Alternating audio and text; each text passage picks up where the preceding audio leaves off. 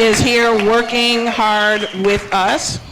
So therefore, the Region 1 folks got together and we wanted to make sure that we commemorated your birthday because you worked so hard for us as club presidents over the year, region chair, etc. So this is just a small token from Region 1 to El Haji, and happy birthday.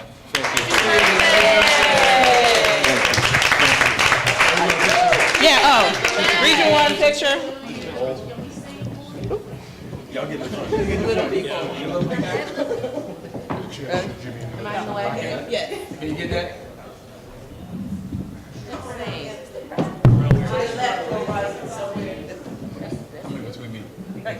Got it? Can we just get what we can get? Right, like 10 right. seconds.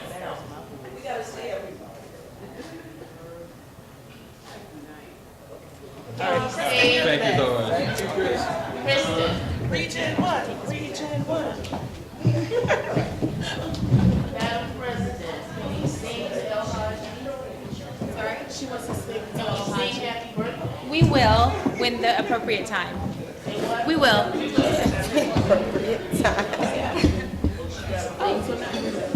Okay. Okay, at this time, I would like to entertain a motion to accept the President's report. Oh, somebody has to make the motion. Oh, okay, there's a motion on the floor by Larry Dunlap to approve the President's report as it was submitted. It was seconded by Annette Holmes. All in favor, please say aye. Aye. All opposed? Okay, good. The motion passes. At this time, I would like to entertain a moment to accept the report of the Development of Alumni Relations, Department of Alumni Relations.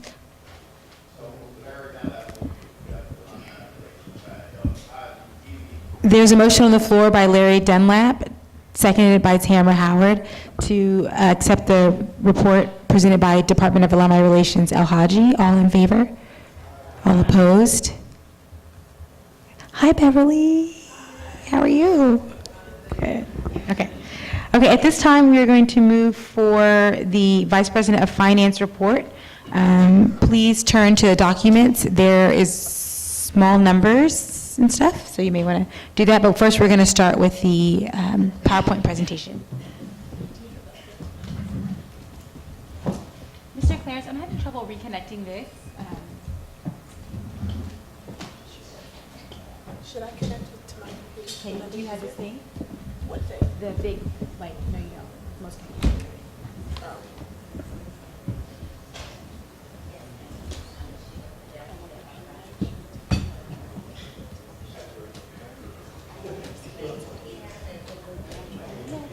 Here it is. Okay, we're good.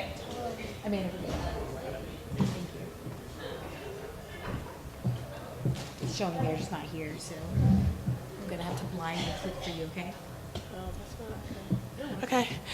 Hi, everybody. Can you guys dim the lights a little bit? Thank you. This will be quick.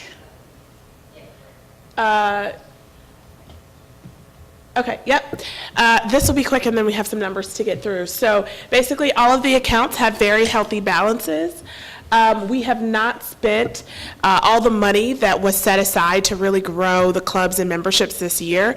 So when we get to the reports, you'll see there's lots of money still sitting in the region, still sitting in lots of accounts where the original plan was to use those to grow clubs. So if you have done events and you need funding, please let me know and submit those reimbursements.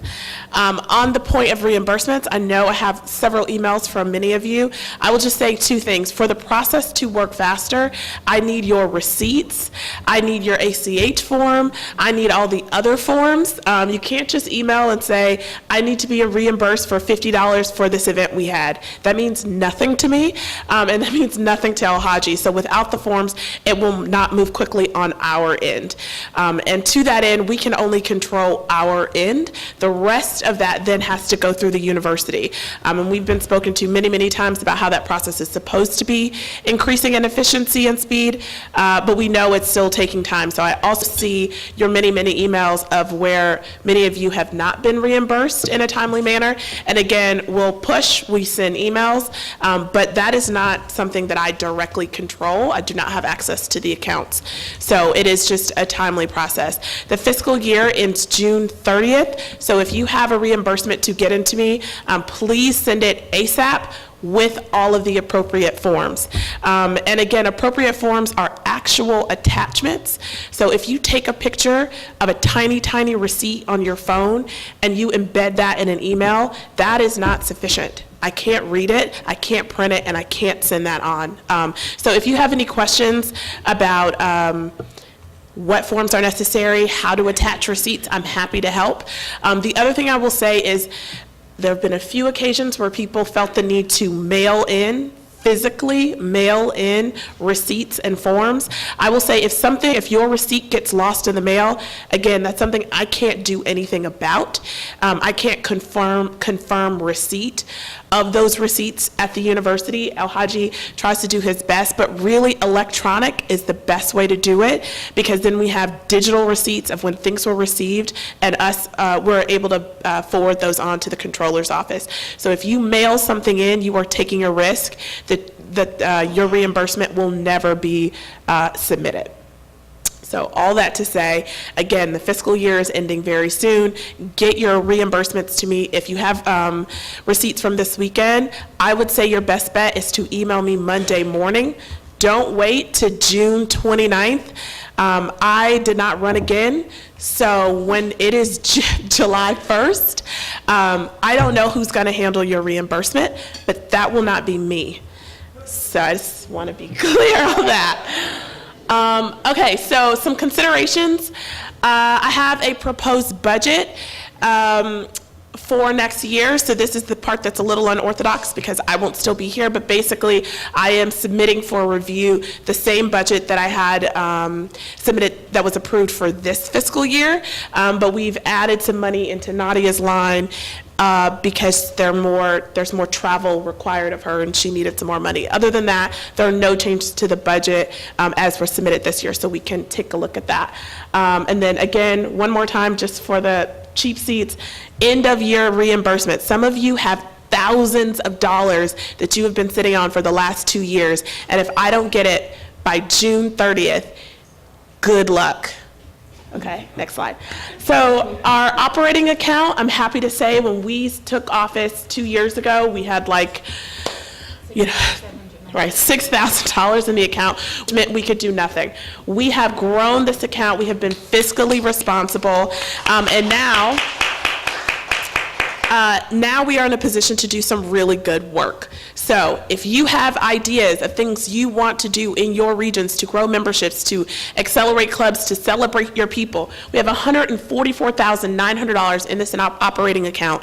Many of you have lines with budget that you have never touched. I get it, there's travel, and we have over the last 2 years sought to address some of the travel issues that we had in the past. And we are in a position where maybe next year we decide maybe it's not 50%, maybe it's 100%. There's room. But what I would say more than that, there's room for you guys to do some incredible work in your regions. The money is there, and I implore you to use it. The Brenda Lawson Scholarship Account has $60,000. The Emergency Scholarship Account has $19,000. It was already reported earlier how many thousands of dollars we've given in scholarships this year, so we've done really good work. There's more really good work to be done. We are going to give, again, 5% of sales to the university, which was part of the budget that was submitted for this year, so I'm happy to say we'll be able to do that and contribute even more than we're already doing. So that's just a look at where we are now. If you bring up the next.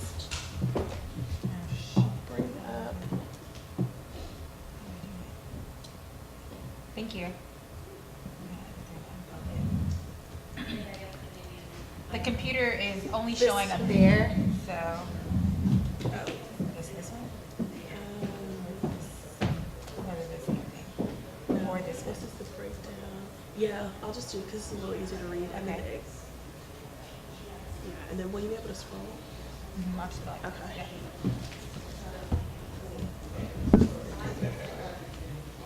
Okay, so if you're looking through the files, it's the, This is the one titled Breakdown.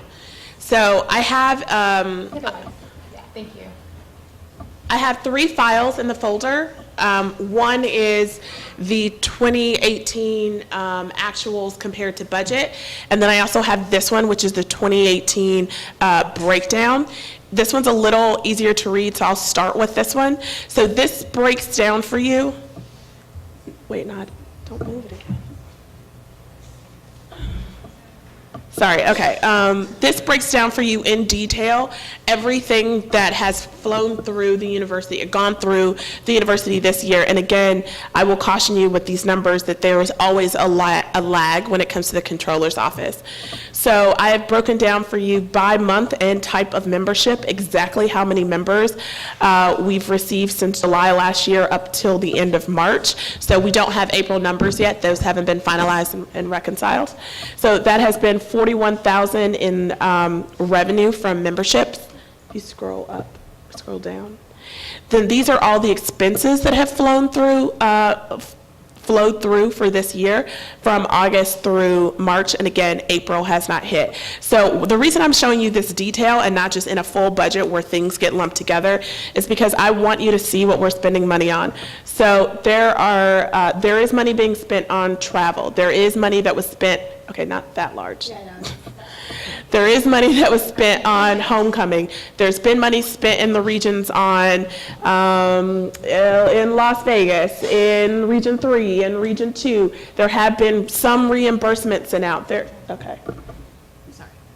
We're just trying to duplicate the screen on my computer and there, because it's only showing on one of them. There's been money for Charter Day. There's money for the blocks for this.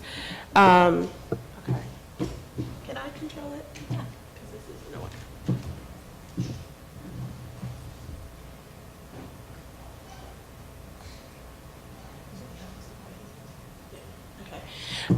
Up until money, yeah. So, and we've only incurred this year so far $19,000 worth of expenses.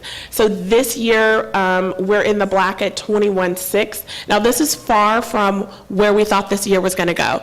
So like I said, we've had 41,000 in revenue, but we projected 104.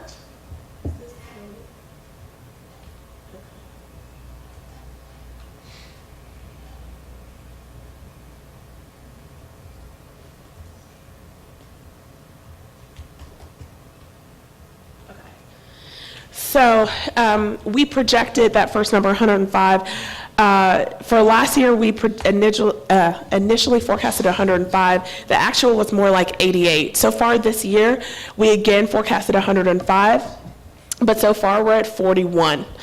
And so Shayna's membership report will address this as well, this dissonance between engagement and actual revenue, but we are absolutely seeing it in the numbers, which is again why I implore you to use the money to grow your membership in the region. So then this year we did a exhaustive process where I reached out to every single region chair and said, how much money do you need this year? For what? Many of you sent me numbers. Some of you adjusted the numbers once you saw other people's numbers. Either way, the exact number that every region chair requested was in the budget, and it was in the approved budget. But if you look at what was set aside, money has not been spent yet. I don't know if this is because I'm waiting on reimbursements. I don't know if it was just not needed because the region was able to cover it themselves. Either way, I haven't seen those receipts. So again, if there's some of these region lines, $2,000, $2,500. If you have $2,500, $2,000 of reimbursement sitting somewhere, you've got to let us know ASAP. If you have money that you want spent in a region and the region doesn't have money to cover it, have that conversation with El Haji and I in advance. We can try and use the credit card and other means to cover items. Like, don't wait until the day of and say, oh, we need to buy this thing, because then we probably won't be able to accommodate your request. So being thoughtful and preparing on your part will allow us to help you in more real time. We do have, also talked to the regions, money set aside for reps and cups and regional persons to travel. So this money was the 450, 750, 600 line items was based on who they thought might travel, and then of course the travel policy.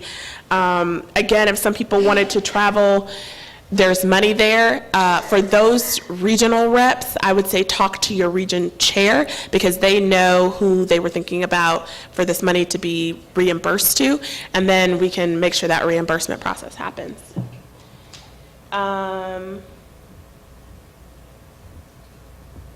Again, you'll see really this discrepancy between money we've set aside in the budget versus the actual line, which is the one far to the right. Sorry, I can't get everything in the screen. We have spent, the 2766 was a large item that we spent, but that was on items for the elections, a lot of printing that had to happen for the election. You have homecoming money in there, so there was 5,000 set aside, only 3,400 was spent. The VP of membership, so Shayna's been reimbursed for going to MEAC. There was sponsorships to one of the on-campus groups that we helped their leader travel. I know Anthony, Nadia, Bookie, and I'm absolutely calling out the executive council or committee, has thousands of dollars of reimbursements that they are preciously sitting on and have been for 2 years.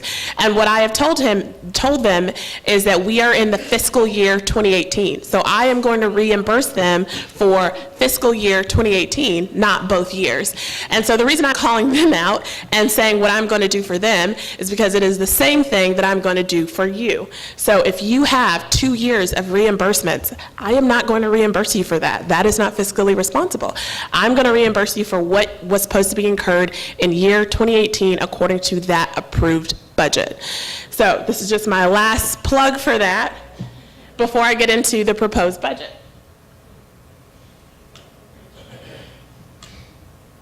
So this is the proposed budget for fiscal year 19. Again, it is based on the approved budget of fiscal year 18, but let me show you the one change that we've made.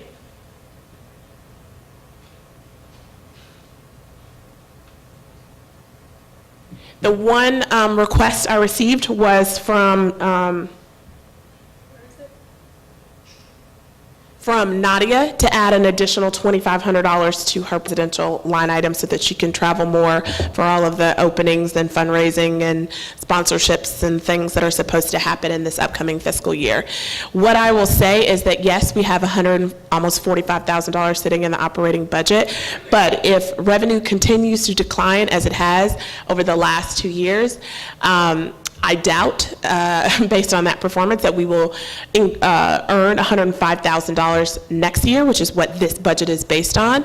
So I think it is good to temporarily approve it, but I would think about possibly reforecasting in the fall if we don't think revenue will actually hit the forecast again, because at some point, if we then actually incur all of these expenses, we're going to be putting ourselves back in the position we were again. So I've kept some fiscal measures in here for that sake, for that possibility that things don't hit. So I've kept in capping homecoming at 5,000. I've kept in capping travel at 50%, except for the May meeting, which would be 100% compared to the travel policy. What else? Yeah, I kept the regional budgets, but just was trying to be thoughtful because, again, not only is there the possibility that we don't hit the 105 next year, but also because of the controller's office lag time, we've had reimbursements come through the account from 2 and 3 years ago.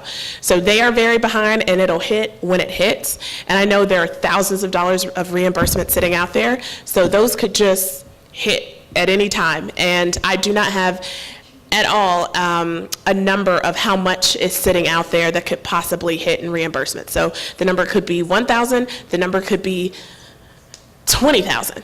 And if you have this budget of $100,000 worth of expenses, plus 20 random $1,000 of reimbursements hit from the university because the controller's office actually gets up to speed, then you've already spent basically what's sitting in the operating account right now. So I submit this for your review. I ask that you be thoughtful and cautious. I know that there's a lot of travel that needs to be had, but I would implore you to use that money locally and to think about how we can grow memberships. Thank you. Thank you.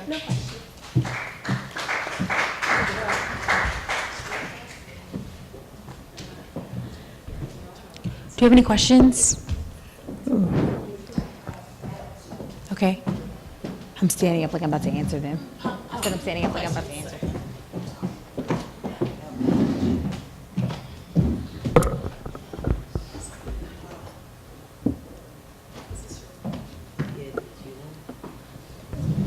I just want to say thank you. You have been phenomenal, really. This is one of the first alumni councils I've come to, well, outside of last year, where we actually see a budget. We can talk about it. It's actually on the screen. We understand the numbers. So thank you, and I'm going to miss you. But the question I have is, one of my CUs asked why, and I didn't think about this at the time because we just requested what we requested, but when I'm looking at all the regions, maybe this is something we can discuss later, but I know there are some regions that have more events than others, but it just seems like there's a disparity with 4 and 6 because we didn't request the amount that's there. So I know we've got the Circle City Classic coming up, so 4 is going to need probably to request more. So we send that directly to you? Mm-hmm. Okay. And I forgot the other one, so I'm not going to waste any time. It'll come to me later. But thank you. Not if we go ahead. Just to that, I'll say thanks for hanging in there with me. I know I was very different than previous VPs of finance. They were, I think, optimistic and a little loose in record keeping, where I have presented something kind of bleak. So appreciate it. But if you need more money in your regional budget, so what I did from last year was just take the numbers that I had requested via email. If there's another number needed, just tell me what that number is. Good morning. I am not a delegate, but I was a delegate here over 20, 30 years ago. And I want to commend you and this committee because having been a delegate, having been a regional chair, a regional, a rep chair on the executive committee, president twice of my local club, never once had a penny to travel. And so when I wanted to find out when this money became available to the regions, because I had written to Nesta, because as a regional chair, I felt that there should have been some money available to travel to the clubs, but there was never, I never knew. So I'm just kind of curious as to when monies became available to the regions for travel and for reimbursement. That I will say I have no idea when it actually started, but it happens now. And again, any regional chairs with reimbursements, let me know. Well, again, I commend you. Thank you. The entire offices. What's your name? For your work. What's your name? Oh, that's Anna Marie Ferguson, Detroit Alumni Club. Wow. Twice president, as I said, of the Awesome. club, regional rep, regional chair, on the nominating committee, on the executive committee, and now just simply observing. Thank you. Thank you for coming. Any other budget questions? Any other regional chairs who have numbers that they want to talk to me afterwards? Let me know. I would say that according to our Constitution, we should vote on the budget. Do you all feel comfortable entertaining a motion with the change submitted from Tamara? Because the budget ask for additions have been out since March meeting. All of the region chairs knew about that since March, and it would be in our best interest to vote on the budget now. Are you guys, is there a motion on the floor? Would somebody like to make a motion? You can always change it in the fall. But we do need to operate as of July 1st, so. Yeah, I make a motion to vote for the budget as approved with Tamara's addition for Region 4. There's a motion on the floor for the budget to be approved. Kristen. It is just yes. Right. She said 2,500, the same number as the rest of the. Oh, just to match. I'm with you. I didn't know that either. Okay, to match, okay. Just a moment. There's a motion on the floor by Megan Watt to approve the budget as presented with the addition to, or with the update to Region 4's budget to match the other regions.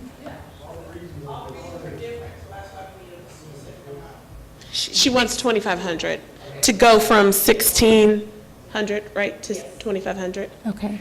So I'll that should restate the be motion. Stated. Megan, okay? Yes. Okay. There's a motion on the floor by Megan Watt to approve the budget as presented with the edit, the change, the revision for Region 4's line item to be $2,500. That was properly seconded by Velva, right? There is a moment coming up for that, and that is now. Call for the questions. Therese? Please make your way to the microphone if you have a question. Sharice Cryer, Region 6. We are going to have a change in leadership in Region 6. So I would like to request an increase as well in Region 6 to $2,000. Okay. Annette? Yes, it's recording.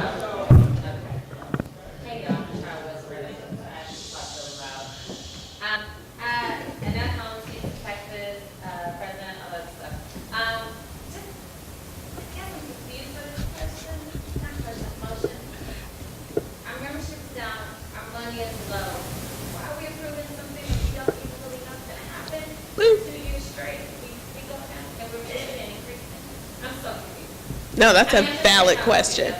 Yeah. So, why are we approving 105 and getting it back next year? And then we're almost covering. Yeah. So just. Yeah. So I put in 105 because that is what was approved for this year, and I do not feel in a position to forecast an appropriate revenue number for next year. In fact, it seems like membership is having a lot of issues in terms of revenue, and I don't know that anyone is equipped, and I've asked to give me a proper revenue number. So I think, and what I'm saying is that this absolutely needs to be reevaluated at the end of the year, and there needs to be a full review in the fall of exactly what we think the revenue number will be. But I think it should be based on 2 years worth of data, and that will end till June 30th. Yeah, that's why I'm saying, like, absolutely, this should be revisited in the fall. So if we approve this today, then July 1st, this is what we're saying. Yes. But then I think y'all should be ready to vote for something in August. Okay, thank you. Chris? Good morning. Before we approve, there are a couple of corrections that I see that need to be changed. First of all, it's the Virginia Gold Cup. It says VA World Cup on the line item budget. Okay. I mean, this is, you can sigh, but this is, We can change that. What's the next one? and also, in terms of, especially in reference to Tamara, there's still a line out there for the AT&T Nations Classic. We should probably just tweak that and just put that for football classics. So in case something, because the Nations Classic is no longer being played, so in case something comes up like this, again, next year, following year, there will be a line item in there to deal with football classics, so HUAA can possibly seed money in for that. That's good. We'll make those changes. Thank you. Amanda? I don't care. So what's next? Any other questions? Thank you, Chris. Nothing else? Okay, so it seems like the motion on the floor should read a little differently to include all of the changes that were just stated through the questions, right? Is that okay? Am I good? Okay. Tony?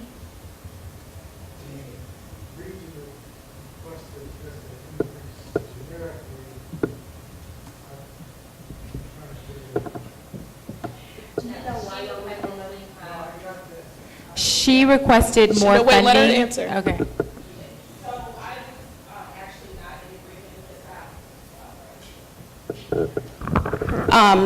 Again, Sharice Cryer, Region 6, I was actually not in agreement with the $1,000 that we were allocated for this year because we're on the West Coast and we're so spread out, and it costs around $500 just to travel here to DC. So $1,000 is not even going to cover our bare minimum.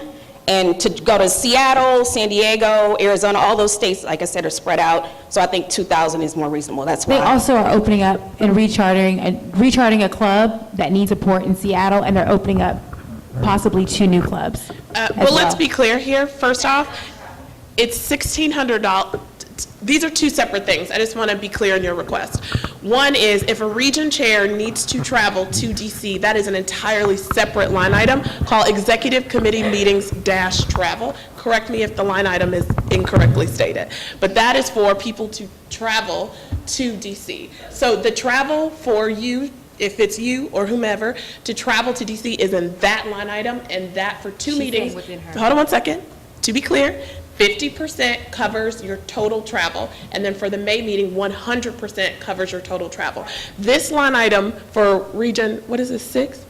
Right, we're talking about 6 is for your regional activity, which can include travel or otherwise in the region. So it's not thinking about how much does it cost me to go to DC. If the question is how much does it cost to fly to Seattle or cost to fly to wherever, that can be considered. And I would also say beyond travel, other things that the regional chair might want to do in the region.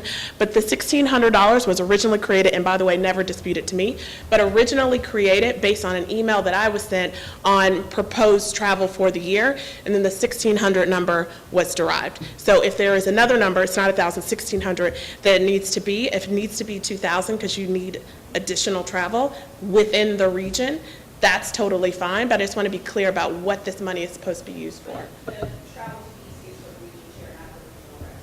Correct. And that is in a whole other line item. And regional rep travel is not in that line item either. No.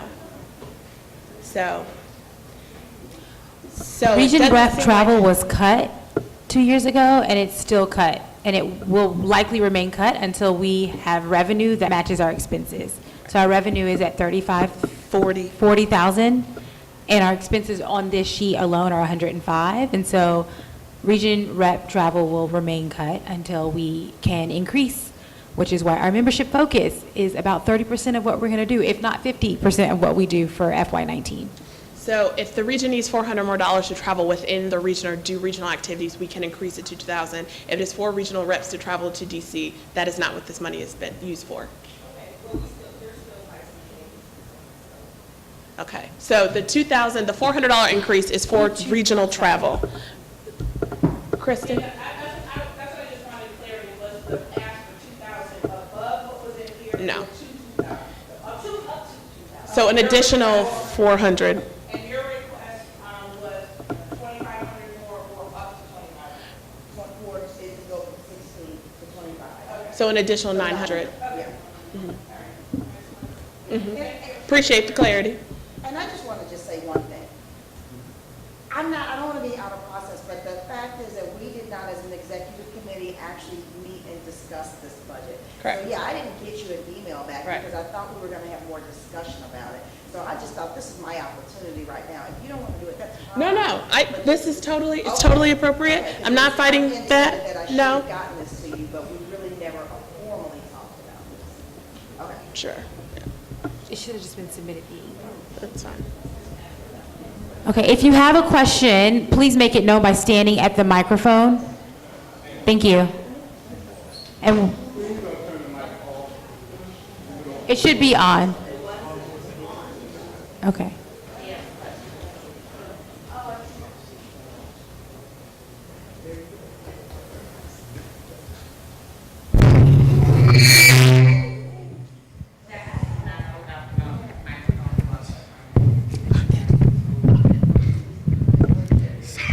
Wait, you're just gonna cut her?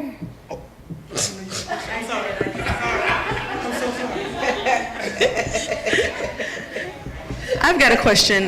We're a relatively new alumni club. So last year, I came to the Alumni Council meeting for the first time. So I'm Cheryl Queen with the Columbia, Maryland, or Howard County Alumni Club in Howard County, Maryland. And I know last year, it was discussed that there would be additional money for new clubs. And I do see it up there for the regional reps, and Jeffrey and El Hadji have been wonderful. But I also think that there should be a consideration for a line item for new clubs, for meetings, all these meetings, for the hotel stays, for the additional meeting, I believe it's homecoming or sometime in September.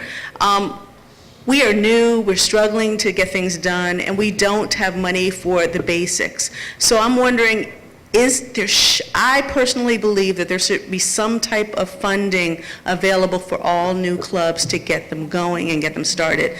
Again, I heard this last year, and I just don't see it in the budget this year. Good question, good request.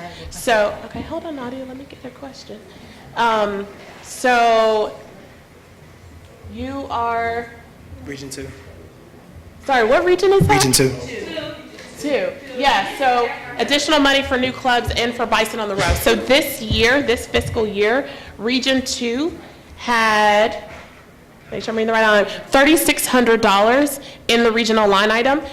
Some of that money was specifically stated for new clubs and for Bison on the row. So that was considered and included. And I asked all the regional chairs last year, do you have new clubs? Let's put money for the clubs. It's not just travel. Again, it is regional activity as well.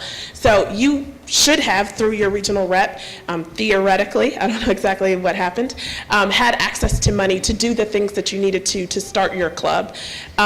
If you didn't have access to that money, we can talk about why.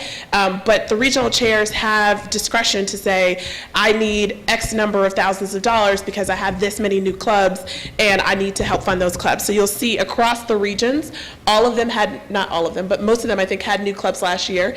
And part of their reasoning for the money, their request, was for new clubs. So specifically stated, and that's why I left it on the budget. So we all knew why that money was requested and how it was supposed to be spent.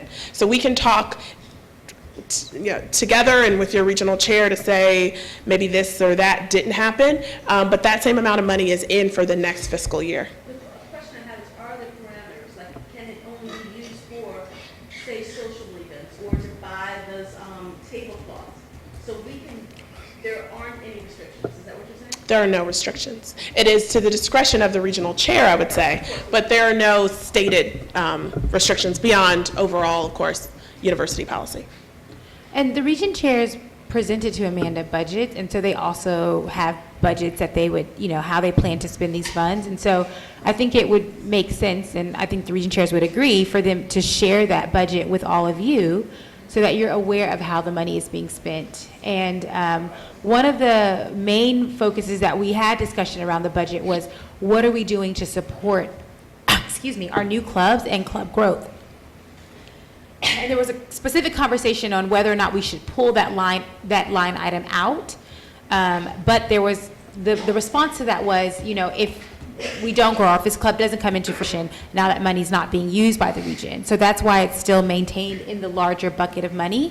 And so I would just encourage the region chairs as well as the club presidents to ask, what is the intent of the money allocated for our region, and to ensure that it's being used in the best, obviously under the direction of the region chairs, for the growth of the region and to support particularly our new clubs and clubs that are trying to grow. Jeffrey? Thank you. My question actually was kind of towards that. I sent an email the other day in reference to the budget to add requests for a little bit more funding for two prospective new clubs coming in. Philadelphia will be coming in, and then we're also working on at least one more, and I just didn't know if that was attributed in this 3,600. And I don't know what the going practice is for how much support would be kind of allocated for a new club as well. Sorry, what region is it? I don't know. Region 2. Okay, yeah, so let's talk about it. Because Right. this is exactly one of the things that I've been trying to say over and over again this year. All of the regions have requested money. Last year, you guys had $3,600. $250 has been requested. So if you want an additional, So if you want an additional 5,000, 10,000, in one world it's monopoly money, and yes, I can put it all in the budget. But the reality is, you guys aren't using the money. So I would urge you to go back and think about whether you actually need more money and you're actually going to use it, or whether you already have enough money allocated in the budget and it is not being used currently. We only made $40,000 in revenue this year. I implore you all to be thoughtful. Thank you. Do you want me to bring you the microphone? Yeah. Yes, please. Thank you. You're so. Annette's our very own Vanna White. Yes, yes, and that's trying to lose weight, so it's okay. Here you go, Ms. Beverly. Thank you, Madam President. I call the question. Yes. That means. In other words, we go to vote To go on the vote. Okay, motion. that's- So it needs to be Okay. repeated and voted on. I have called the question. Ms. Reynolds has called the question. The motion on the floor by Megan Watt. Beverly has called the question. The motion on the floor by Megan Watt is to, is to approve the budget as presented with the revisions by Tamara Howard, Sharice Cryer, and Chris Washington. It has been properly seconded by Belva. Is it Yeah. 2,500 for everybody? No. It's 20. The edits are I have Tamara's. 2,500 for Tamara, up to 2,000 for Region 6, and to change 2,200 for No. 2,000 for Region 6, and to change language or text from What was the Virginia thing? Virginia Gold Cup, Gold Cup, and then just. and then football classics, football events. Thank you. Has been properly seconded by Velva. All in favor, it's to call for the vote. All in favor, please say aye. Aye. It's no more. All opposed? Okay. I have to do a vote. Where's El Haji? Is he there? Okay. Anthony, do you mind passing me that sheet of paper to your left, please? Thank you.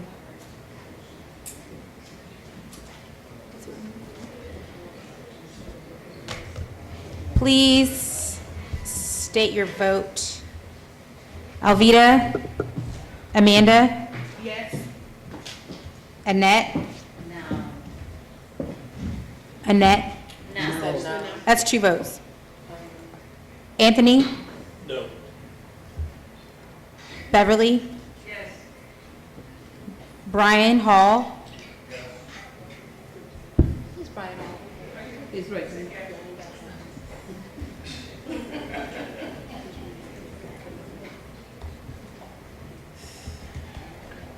Bookie? Yes. Tim Wallace, is his proxy here? Okay. Charlie Lewis? Yes. Chauncey Manson? Manson, yes. I said Manson. Did it sound funny? Sharice Cryer? Cheryl Queen? No. Cheryl Carter Benson? Chris Washington? D'Angelo Starnes? Donna Dawson? Dwayne Omar Jones? Oh, yes. Eddie Sutton? Rolanda? Eddie Sutton?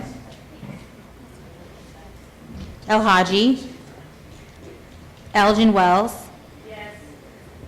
Erica Hepburn? Yes. Hazel Robinson? Yes. Iola Redden? Yes.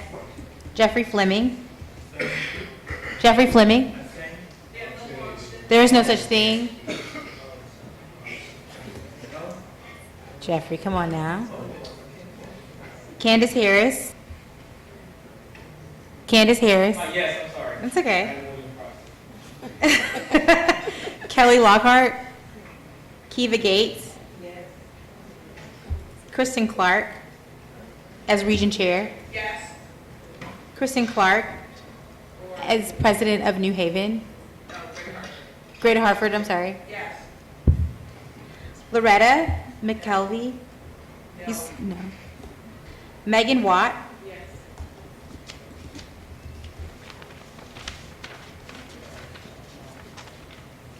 Nwaji Jabuno. Yes.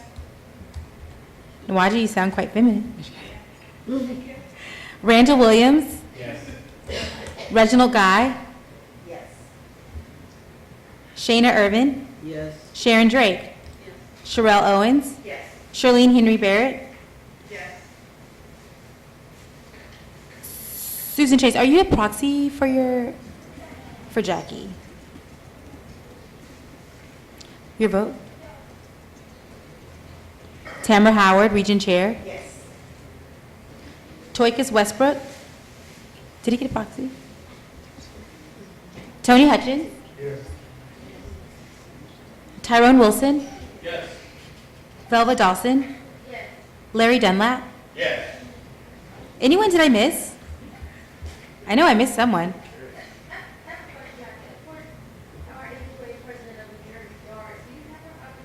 Who is this? Is she here? She's not here on the proxy. Oh, she submitted the proxy form? Yes. Okay.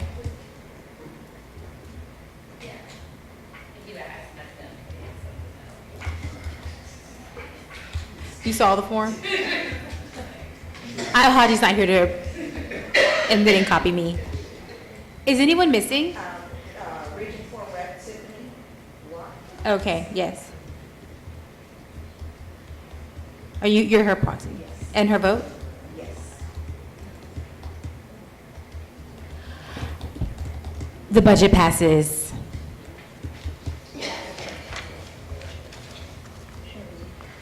At this time, I would like to entertain a motion for the report presented by the Vice President of Finance. There's a motion on the floor by Kristen, is that? I move to accept the report by the Vice President of Finance. There's a motion on the floor by Kristen to accept the motion on the floor. There's a motion on the floor by Kristen to accept the report of the Vice President of Finance. It has been properly seconded by Susan Hardison. All in favor, please say aye. Aye.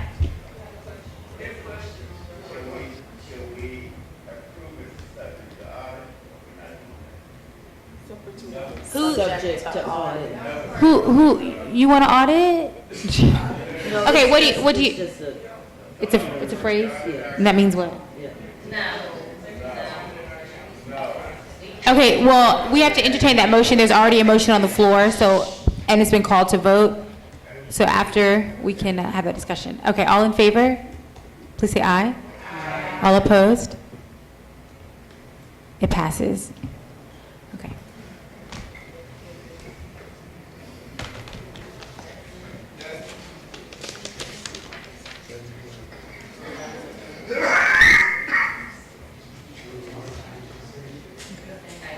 Anthony, is your report able to be presented, or are you talking? You can talk it?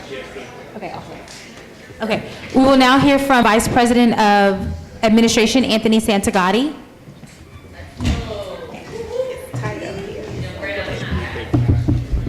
All right, so I won't take up your time too much. It should be really quick. And I will have a written report for you guys by the end of the day today. So our website, HUAA.me, is live, but is not to be shared with anyone outside of this room, well, outside of the organization.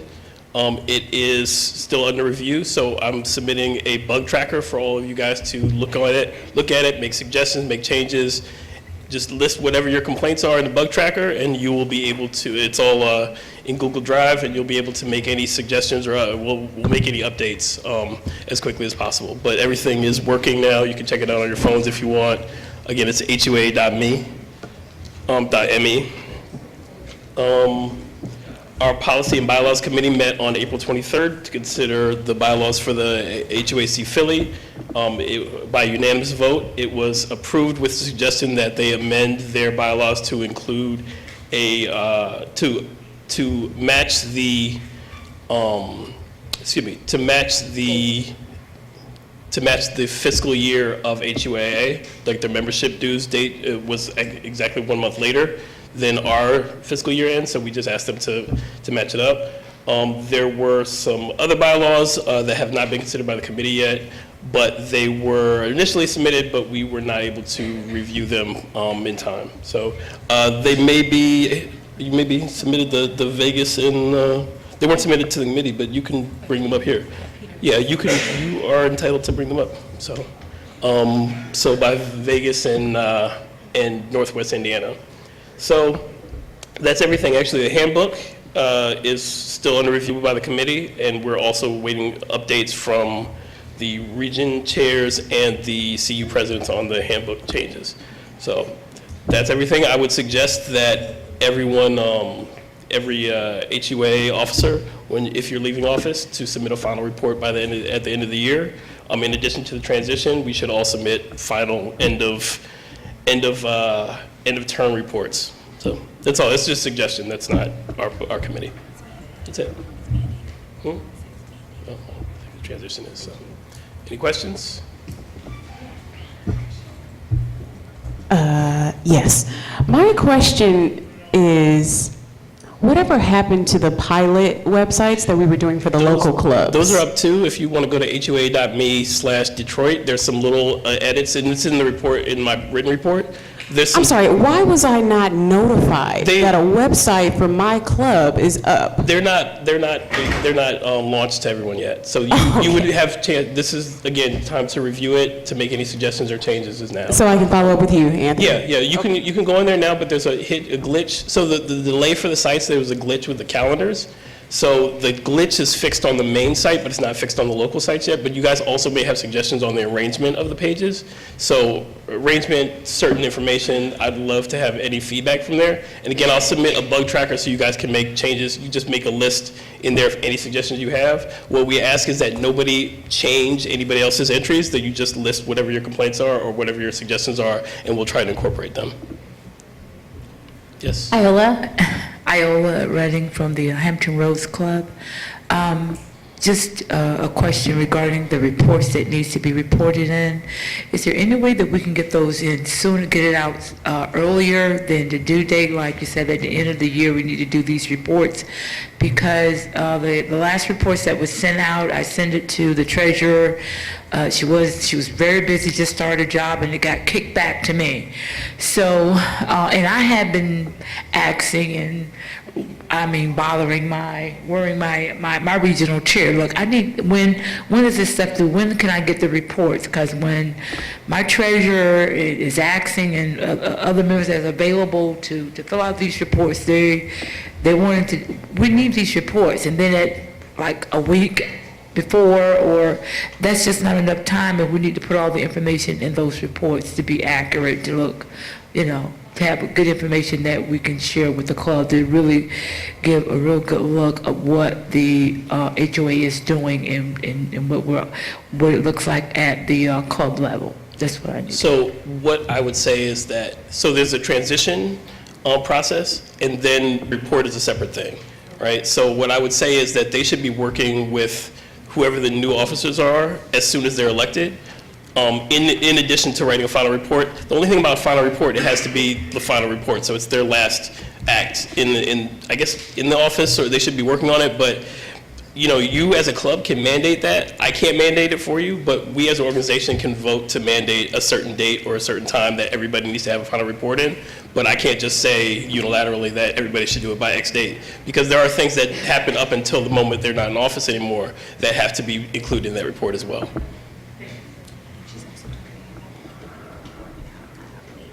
To which report? Hi. Sherelle? Yeah. Hi. I'm sorry. I think I missed some of this. You said that there was for CU presidents and regionals a handbook update we were supposed to do. No, it's not each president. It was there was one person from the CU presidents from on the executive committee. The CU presidents that are representatives on the executive committee. What's her name completely? Melody Miller. Melody Miller is working on the CU President's update, and then Beverly Reynolds is working on the Region Chair update, and I'm working on the overall policy update, but that hasn't been completed yet. So once I've accumulated all those and put them all into the same format, I'll be able to submit that. Okay. So as individual CU presidents, were we aware this was happening, or we weren't aware?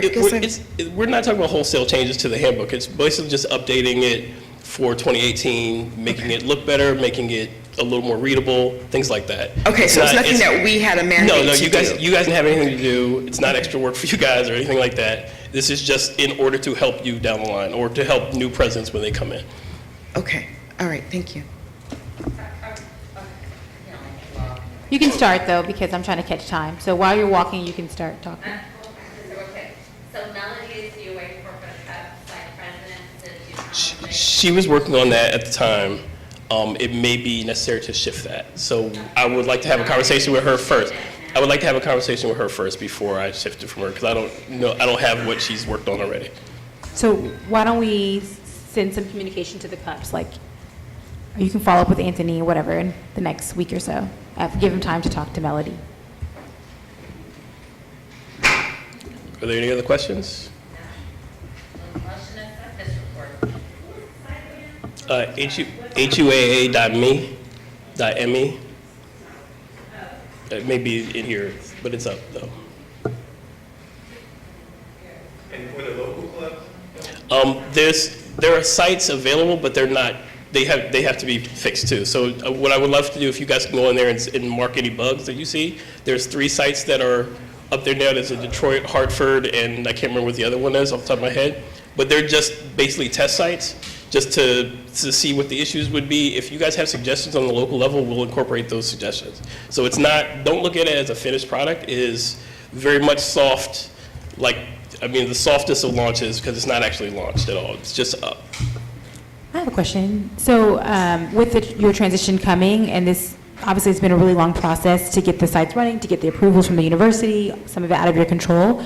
What's your plan of action, if this is not approved by the university by the end of your term? Are you committed to making sure this is up and running? Oh yeah. I've actually owned the HUA.me domain for 5 years. And so that HUA.org, I purchased all these things maybe when I started in HUA.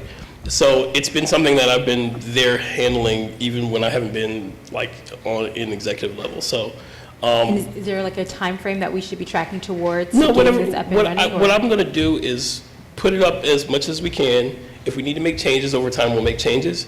But what I want to do is hand it off to Department of Alumni Relations. They'll have access to the back end, and then whoever from the continuing administration who wants access, they'll have access to the back end too. And July 1. whoever the technical technology person is.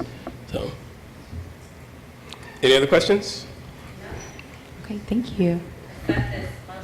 There's a motion on the floor from Annette to accept the report presented by Anthony Santagati. It's been properly seconded by Charlie Lewis. All in favor, please say aye. Aye. All opposed? The motion passes.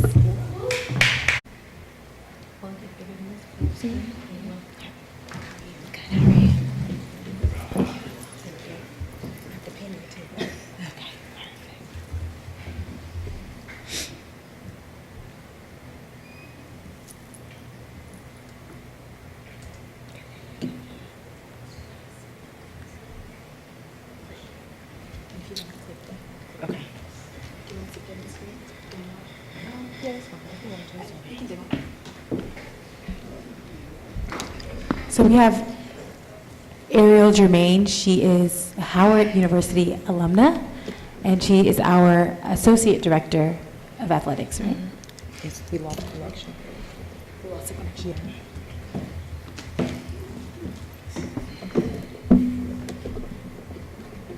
Oh, it came up. Can you do what? Can you just second?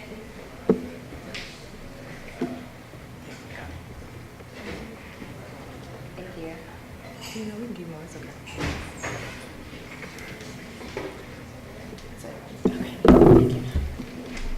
So it's lopsided now. Do you know why it's lopsided, Clarence? Okay. No, it's not. I'm sorry? Is that what happened? No, I don't think so. It's something here. But it's showing okay. I guess we can proceed. We'll proceed. Okay. Good afternoon, everyone. My name is Ariel Germain. I do apologize for my tardiness this morning. I was trying to catch down an $8,000 check this morning from a first-time giver for our women's volleyball program. So please excuse me if that was okay. And so thank you so much, Nadia, for allowing me to be here. As a first-year associate AD for external operation, I wanted to take the time to kind of just explain what athletics is doing, what this role looks like, and how it works with HUAA. So essentially, every school is a little bit different, but every school typically has an associate athletic director or assistant athletic director for external operations. The title changes here and there between external operations to external affairs or to development coordinator. And so at HUAA, we have four roles that fall under my position. The first one being alumni relations. My primary goal is to work with Bison Express and what we've now kind of cultivated to the Bison Express Athletic Fund to restructure Bison Express and the full out membership, work directly with the university and development to cultivate new, current, and past givers, educate and share athletic-based information and projects, and work directly with coaches and administrators so they can actually build and cultivate their alumni markets for new givers and new relationships and new partnerships. The second part of my role is fundraising, mainly contributing to our season ticket sales, our specialized campaigns, and this year we had 3 major campaigns. The 43-40 campaign, which came after Howard football's victory over UNLV in Las Vegas. We used the wins of being 43 points, 43 against 40, as our campaign. So we had about 200 people give a donation of $43.40. And then also kicking off this year is the 125th campaign for football, celebrating 125 years of football. So we're accepting donations in the value of $125 or any variation of $125 as you see fit, and along with our early bird season ticket sales, which are at the $125 price point at this time. We also host a number of alumni events. Our most recent event was our football weekend, alumni weekend, Legacies and Legends, where we had over 112 former football players on campus meeting with the current members of the team and meeting with the coaching staff. And then we also did a mixer at one of our sponsor restaurants, Wicked Bloom, which is down the street on North Capitol. Something we'll be creating this year will be scholarship weekends. Those will be kind of centered around our student athletes and expressing what those scholarship dollars mean and why it's important to give and support our student athletes. And lastly, our large-scale events, which you'll see, which I gave to Ms. Nadia, which has a list of our events for the upcoming year. Third part of our external operations and our media relations side, which is essentially just the information and cascading of what we're highlighting and profiling for our student athletes, our coaches, our schedule, and things like that. One young lady who just joined us, Brittany Bell, who used to work over in University of Communications, she's also a Howard graduate. She's our Assistant Athletic Director for Media Relations and Social Media Strategist, and our Assistant AD for Media Relations and Sports Information is Mr. Derek Bryant from Chowan University. And then lastly, as external operations, is corporate sponsorships. This is led by Mrs. Tiana Williams, who's our Assistant AD for Corporate Sponsorship and Fan Engagement, who really allows us to find ways to work with large-scale companies. For example, we work with the Kipton Hotel, we work with Wicked Bloom, D-City Smokehouse, and we're also cultivating a relationship with a local Black-owned bank to work with us in athletics. And so just a little bit of a year review from the 2017-18 year. And I broke this up between our athletic highlights, our academic highlights, and our engagement with the community. As I mentioned before, football's win over UNLV was a major starting point for us. It kind of kick-started our year, and with that win, it really built a lot of engagement and notoriety about our football team and our head coach, Mike London. It was also our first winning season since 2012. Our women's volleyball team won its 3rd consecutive MEAC championship. With the addition of male and female swimmer and diver, Howard University became the first HBCU to have a male and female swimming and diving program that has a full roster. Women's lacrosse won its first game since 2014. and men's and women's soccer both advanced in the championship tournament of their respective conferences. On the academic side, 116 Bison student athletes were selected to the MEAC Commissioner's All-Academic Team. 76 student athletes hold a 3.5 grade parameter or above. And our women's track and field team boasts the highest GPA at 3.29, while our men's swimming and diving team holds the highest male GPA at 3.23. On the engagement side, alum Jay Walker was inducted to the MEAC Hall of Fame. Bison Express President Bruce Williams was named MEAC Distinguished Alum. Volleyball, and excuse this number, it is now at $63,000, has raised $63,000 to go to Africa. Volleyball is the first HBCU program of its kind to take an international tour and raise over $50,000 for the tour. So they're leaving on Sunday. The 4340 campaign raised over $3,000 over the course of 4 days. And one of the biggest, one of the things I'm most proud of is something we worked on with Dr. Frederick and his office, was working with Sousa Middle School. Sousa Middle School is a DC public school in Southeast.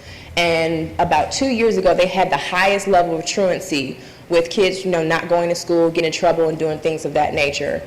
So we partnered with them. We actually partnered with the district attorney's office to support them in their efforts to stay in school and show them why it's important to stay in school and do what you're supposed to do and be a good student. From there, their truancy rate went down to, I think it's now at 9%. And from there, so we went to Sousa Middle School in the fall and did a pep rally with them. And this past April, they came back to Howard on Accepted Students Day, and we did another pep rally for them. During that time, they were able to do campus tours. They were able to meet with some of the student athletes and the coaches. Okay. Okay. And also do a campus tour and meet some of the students who have been accepted to Howard University. Under Coach London's mission of being a bone marrow donor to his daughter, which he saved her life, we actually did our second year of a bone marrow registration drive. We had 380 people register, which is one of the highest bone marrow drives they had amongst the African American community. And we also did a website redesign.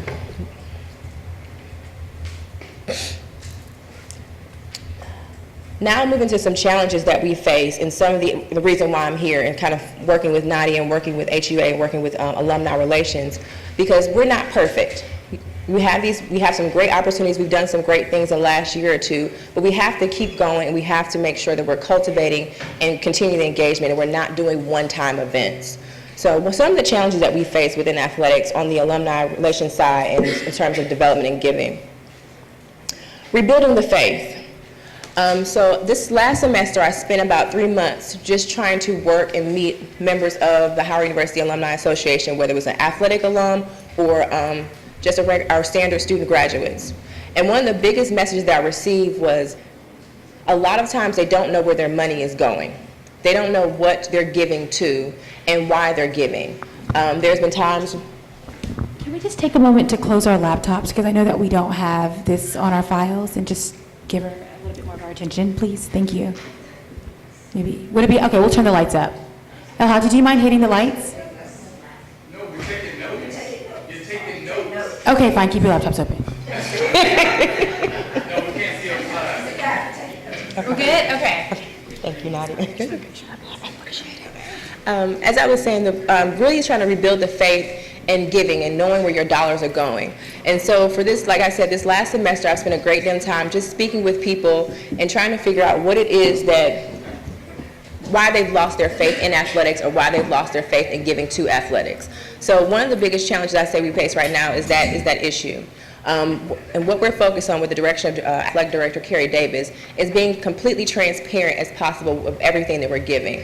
So for example, with I'm going to use this because it's most recent, with our volleyball campaign, we'll be able, everybody who has given or donated has received a receipt, they have received information, they have received price points and everything that's going on, and so they can see where their donations are going.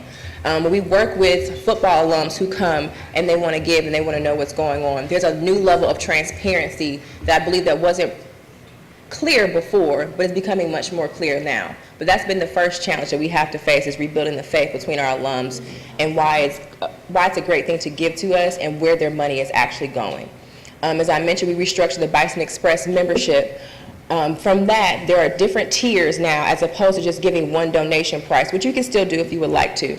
But now there are tiers to giving. So you can see that if you get a particular level, these are the items that you receive, this is the information you receive. And it's broken down in a way to express what it means to actually give and what your money is going towards. What is the cost of attendance for a student athlete? And not just their tuition and fees, but all the other pieces that they need to actually be successful as a student. Cultivating alums. As we go on to rebuild the faith, we actually have to continue to cultivate and educate and make sure that we're not just asking for a one-time gift and then after that the ball just drops. One of the biggest pieces that I've put into my role is making sure there's constant engagement with our alums, figuring out which sport and which area they're more focused on, and which sport we want to hear about, and making sure they know what's going on, making sure they're invited back to the Ice and Blue Carpet Awards, or they're invited to a alumni tailgate or alumni tent at homecoming. They're invited to our mixers and things of that nature. So they see that we actually do appreciate everything they've given to us, and the student athletes are aware. This year we would do much more in terms of involving our student athletes and putting them right directly with our alums. So they're not just speaking with myself or with Carrie, but they're actually getting to meet the student athletes and understanding who this person is that they've decided to support and sponsor. Education and engagement. When I first started doing some investigation, one of the things I learned was that many people did not realize that the Bison Express organization handles our annual fund.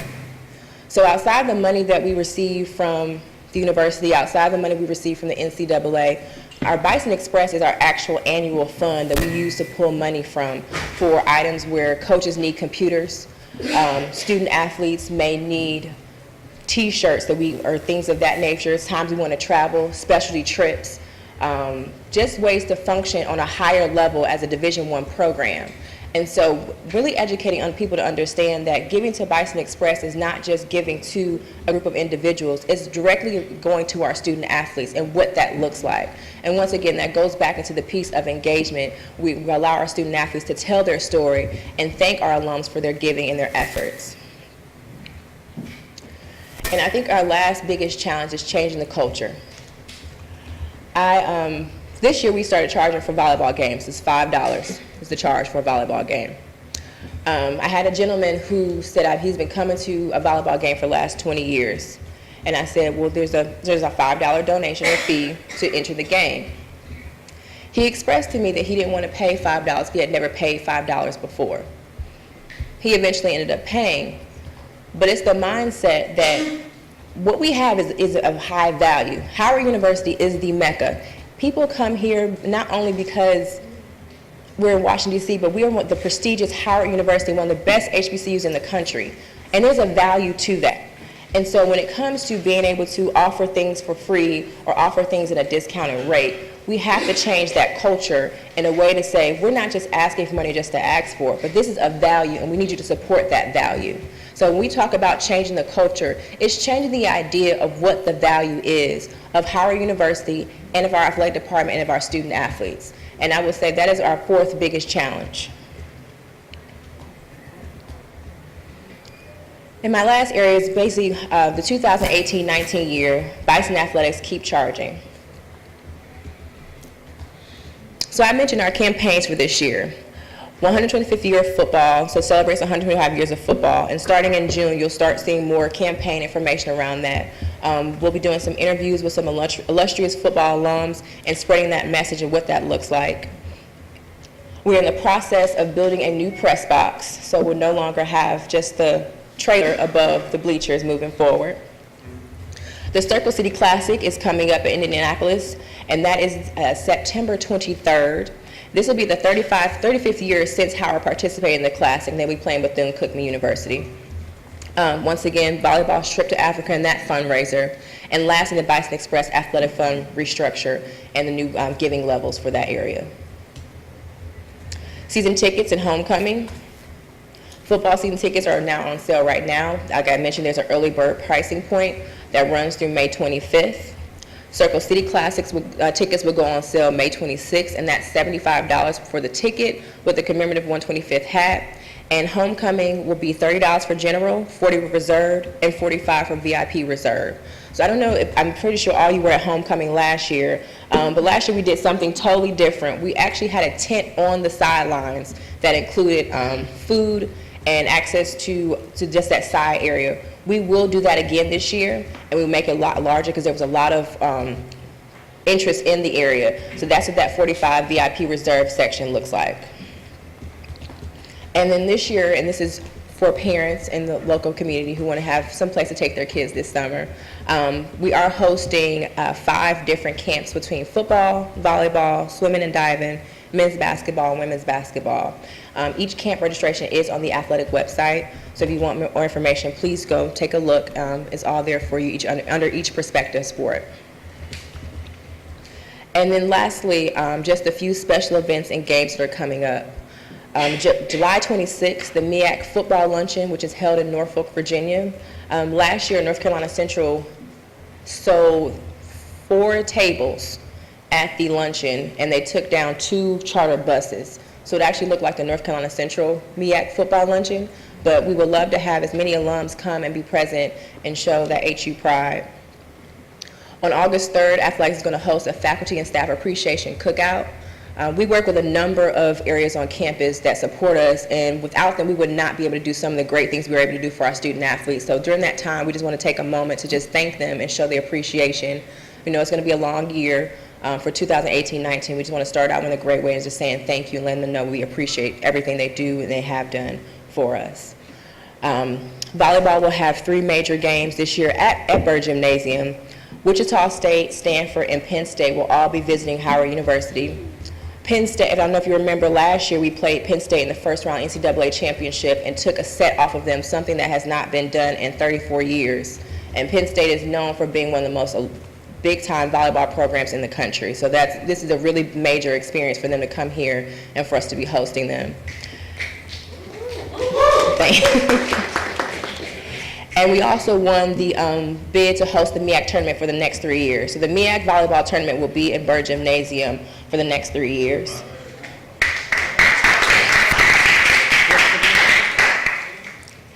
And football, they will be at the Circle City Classic, but we will also host 5 home games this year, and that schedule is on the website. It wasn't enough room to put it all up here, but I can make sure you guys know exactly what's going on. We will host the Scholarship Event Spring 2019 and the Bison Blue Carpet Awards. We would love to have all of you there present when we in spring 2019. It's typically in April. But that is all that I have for you guys. I don't want to take up too much time, but thank you so much for having me. Thank you. Could you light that, please, Jeffrey? Thank you. Any questions? Thank you. Any questions? Chris, can you go to the mic? Thank you. Any questions, please line to the mic. Okay, all right. Okay, we have 2 questions. Okay, so thank you for, the first question in regards to Circle City Classic. Is there any travel packages? Because I know when we went out to Vegas last year, we talked about it, but I think that would really help if we can partner with airline, hotel, to really get people into Indianapolis for the game. I mean, I'm planning on traveling myself, but large community. Okay, yeah, definitely. I'll work with El-Haji and put something together. I know we were doing some smaller scale things this year and just to kind of get a feel of what people were thinking about, but you're the 3rd person, so. Okay, yeah, definitely. I'll give you my card too. Hi. We'll take the 2 more questions from the 2 of you standing. Thank you for coming, by the way. My dad is a football alum, and I'm not sure if he knew about the event that you guys have, but if you would please let us know, because he has a whole group of other alum in LA. Okay. And I'm sure that they would love to go, and even if, I don't know if you guys have current contact information on them, a phone call, he would have definitely come out for that. So I will make him go the next time if you guys have it. All right, and I'll make sure I'll give you my card so I can get your contact information and go from there. Because that's one of the biggest things is that building a database is something we've been trying to work on that we don't really have up to date right now. But to your point, yes, we need those contacts. Great report and congratulations. Thank you so much. My question is around the $5 that you're charging. Is that just for, was it just for volleyball games? It's just for volleyball. So we charge for football, men's, women's basketball, and we're doing $5 for volleyball. Okay, and that's going back Into That the goes- athletic? That goes directly into volleyball. Oh, volleyball, great. So most of the time, season tickets go, and this is me being transparent. So season ticket sales go directly into my functioning budget, which allows us to do events and do special pieces for us. Allows us to buy marketing tools, pay for the tent, and things of that nature. Anything that's a direct donation to a actual team goes directly into their operating budget or their restricted fund, whichever is designated. So for example, if you click onto the Howard Athletic website right now and you donate under Bison Express football, that goes into their restricted account. If you decide, I want to donate $500 to football, I will take that money and I will go put it into their operating budget. But it also depends on where you want that money to go. But everything goes directly into athletics or goes directly into that program, the athletic program that we have. Okay? Thank you. Thank you Thank so you much. Thank you so much for having me. Yeah, okay, great. Awesome. At this time, we will hear from our alumni trustee, Trustee Rock Newman. Thank you so much for coming. He is in the end of his first year of his 3-year term as alumni trustee. Hopefully he'll be joined by Trustee Stephanie Brown James. I don't see her yet. Hopefully she's on her way. Okay. And I may sound like a dunce saying this, but I didn't actually know that I was going to be making any statements. I was just inviting. Well, you can just I thought I was just invited. Just talk. Okay, yeah, sure. No problem. Yeah, my mom always told me I like to talk. Anyhow. So thank you guys for showing up. I don't know, I think because I didn't have anything prepared, that I will talk for a moment about the experience that Howard just had, where there was, again, after another 25 or 30-year period of time, a takeover of the administration building by the students who had certain demands. And I, along with Marie Johns, we were the two that interacted mostly with the students in the building.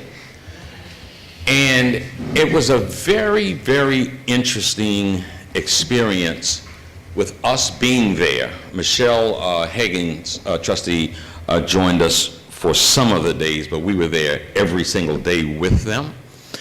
And so to be in the midst of the students and then sort of be the voice that would take some of their concerns back to the Board of Trustees and to the administration, you got a real sense of where there was a divide.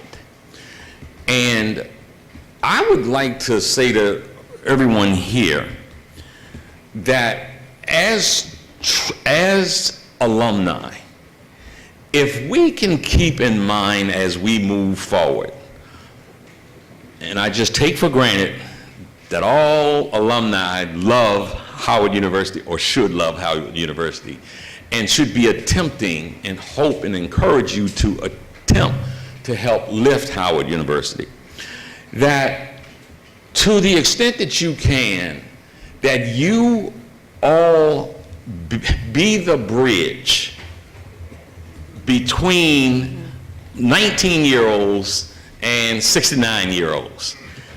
Oftentimes, that's a bridge too far. And, you know, without discussing the rightness of wrongness of anyone's position, what became crystal clear was the divide that existed.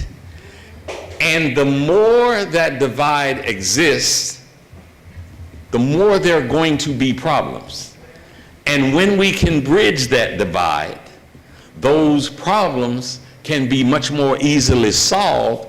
And we won't, if we can build that bridge collectively, a takeover of the university never has to happen again, because there will be an understanding and a transparency and a respectful dialogue between the most aggressive, the most vociferous of the students and the administration and the trustees.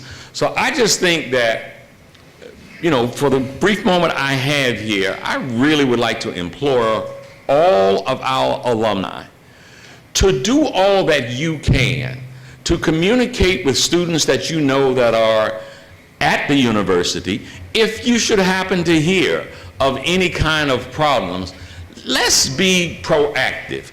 I can tell you, and I will give my number out here publicly, if anybody's taking notes and want my telephone number, to the extent that I can serve out the next 2+ years, I'm a phone call away. And the number is 301. All right.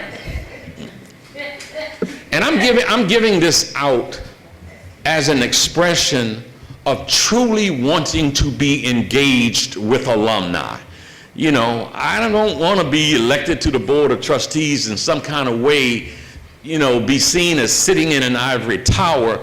I want to be on the ground, you know, and to be able to communicate with anybody that's in the ivory tower also. So my number is 301-567-3333.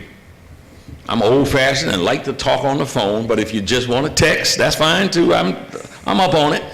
And my email address is rock, R-O-C-K, @rocknewman.com. And lastly, I'm working on something that I've talked with the president about, and I've talked, you know, some of the members of the Board of Trustees, and that is there is Staff Appreciation Day that's held here. And I have suggested that why don't we maybe, because I was at the last Staff Appreciation Day, and it's really a nice affair. Staff come down, they're fed, they're taken on a tour, and they're just shown that they are appreciated. That we do something, perhaps, since the tents are all there, you've got the caterer there, you've got some entertainment there, why don't we expand that into an Alumni Appreciation Day the next day or the day before? So that it is something that, I mean, of course we have homecoming, we have commencement, but that specifically identifies something for alumni in an effort to show that alumni appreciate it, and also to solicit your butts for some donations and help however you might be able to assist the university. So, you know, I consider myself a people person, and that's what I'm trying to do, is to connect all of our people and in an effort to lift the Mecca. There was a question? We will take just one question. Rolanda? You know, you just jogged my memory. I think everyone can hear me. You just jogged my memory when I was president in the 90s. Oh, got it. You just jogged my memory. When I was president of the St. Louis Club in like 97, 98, we actually won Chapter of the Year.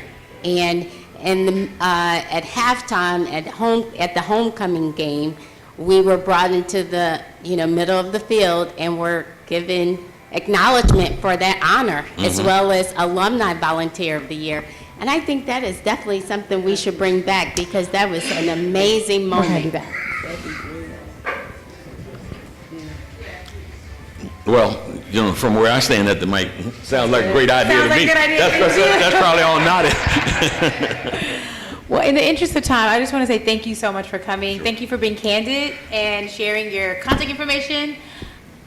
Let's not all call him at once. Oh, okay. But we appreciate you so much for bringing that wisdom and your insight, and for being at the forefront when the students were protesting. And I know there was countless hours that you guys were there and representing our alumni to a manner that I am happy that you're in the position that you're in. One quick anecdote. Sure. Somebody said, they took over the building. We saw that there are 300, 400 kids that are in there. are you sure if you go in there, you're the first one in there, you're not going to be like held hostage or something? So my response was, did you see Rambo? Well, what's he talking about? I said, remember when Rambo was going back in the jungle when those 400 Viet Cong were in the jungle? And Rambo's guy said, oh, I feel so sorry for those Viet Cong. Thanks for talking to me. Thank you.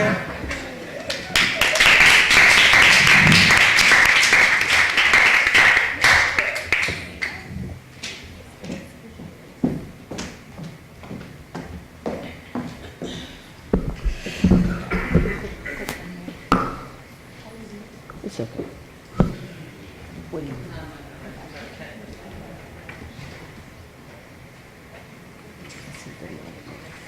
But it's okay. All right, so I'm not going to be, well, I should say, I'm just going to be brief. And so some of the things I think that we can engage our alum, encourage them to join the Alumni Association is being a presence on campus. We've already done that. I know the Region 2, there are a lot of people in Region 2 that participate in the Acceptance Students Day and the freshman orientation, but I think our presence should also be there in speaking to the students and the parents. I think if we have more of a presence, then we can hopefully engage our alum to join the Alumni Association.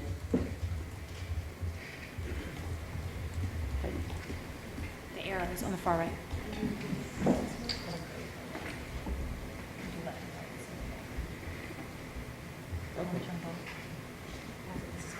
All right, so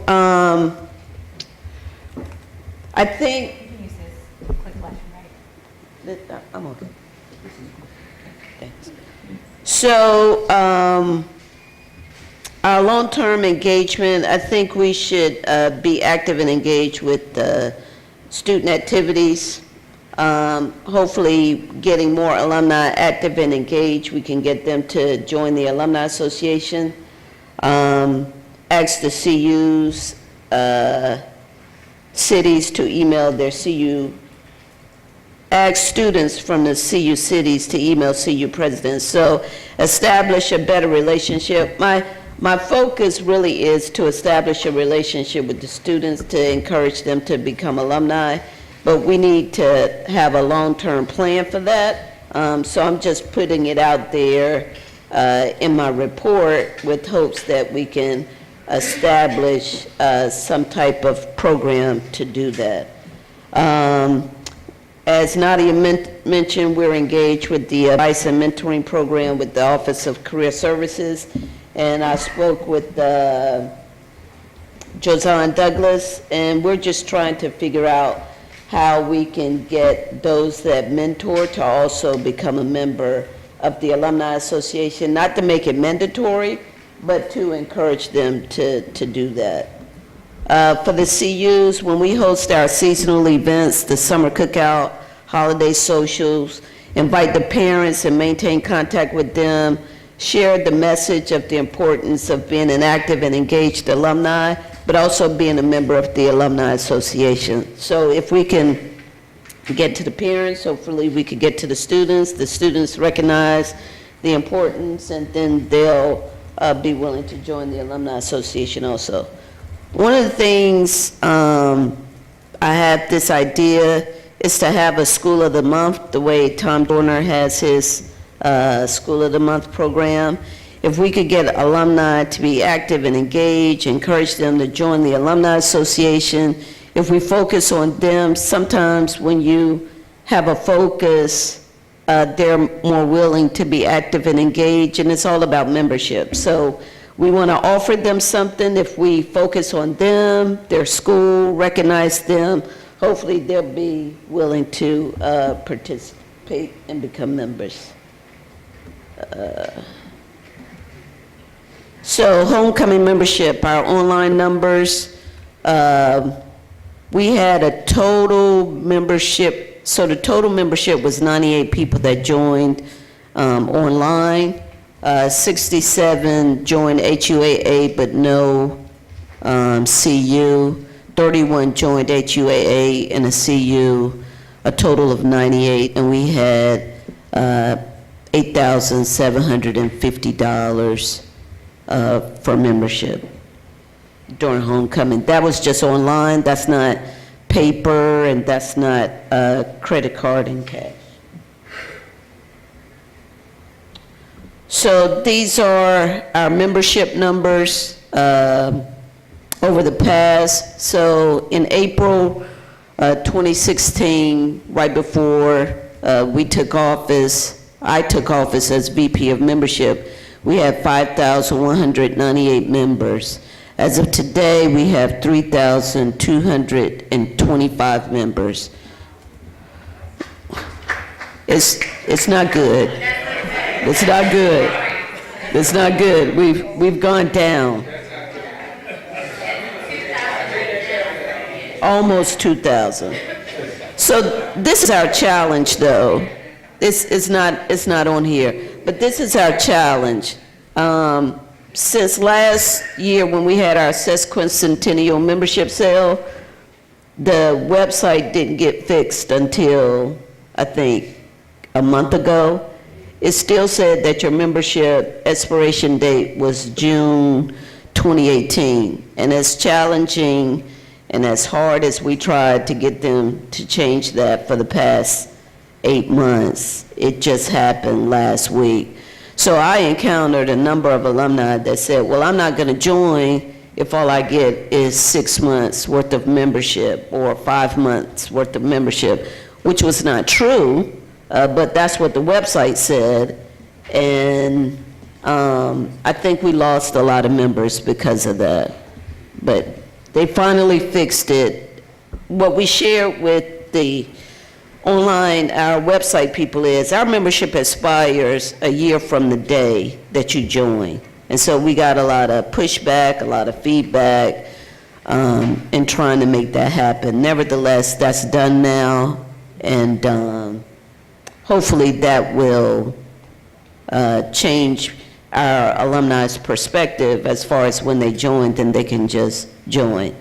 Another thing, in having a sale, we were attempting to do another sale, but we got some pushback and feedback on changing the website and how to do that. So if we're going to do a sale per se for membership, then it has to be at least a month in advance. We just can't say we would like to have a sale. We have to have all the nuts and bolts in place so that our website people will be ready to launch it when we need it launched.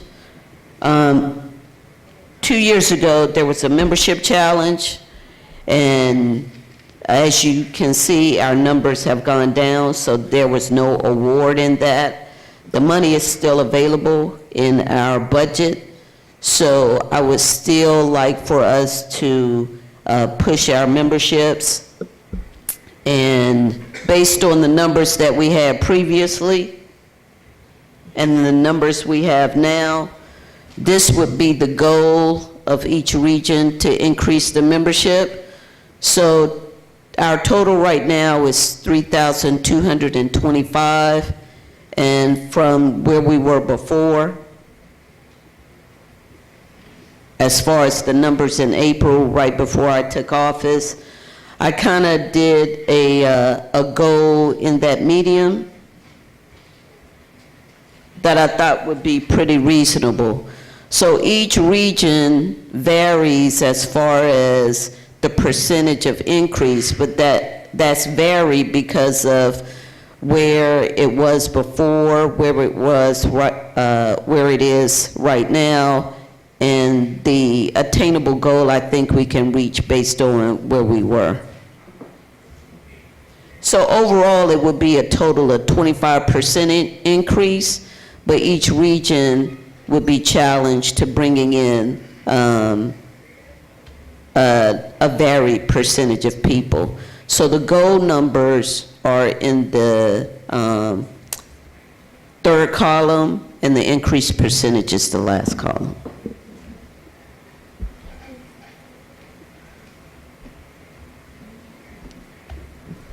So this is kind of small. But during our last membership meeting, we discussed a pen, whether it would be a new design, current design, or something else. Benefits and disbursement on membership. So these are recommendations that the life membership would get a special pen, a plastic card, and then you can see the check marks as far as some recommendations that came from the membership committee. So graduation ticket was recommended, and if we have a special event and a guest, then they will have the opportunity to get their picture taken with that guest.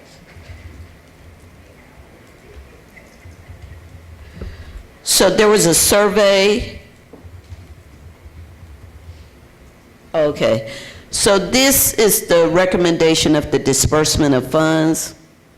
I sent out a survey to get some feedback, but there was a challenge with the survey because initially it went out with a recommendation of dollar amounts, and then it was suggested that it be percentages. So once I changed it to percentages, the feedback of how to read what the results were was a little discombobulated. So what I would like to do is to send that survey out again. We didn't get a lot of responses, but I'd like to send that survey out again and get your feedback. Maybe I'll choose have percentage and dollar amount, but the challenge for me with percentage was you get into pennies and $1 and $2, and I didn't want to do that. So anyway, so these are my recommendations of how the funds should be dispersed. And if you like that, then we can roll with that, or you can provide your own input on how you think the funds should be dispersed. So these NAs are based on the challenges that I had with the survey results. But as far as the pens are concerned, the recommendation was the current HUAA pen with life underneath, a new design, the HUAA 20-year pen with 20-year underneath, or a new design. So these were the results of the pen recommendation. But again, the survey is going to go out again, and I ask you all to submit your vote. See you reporting on membership.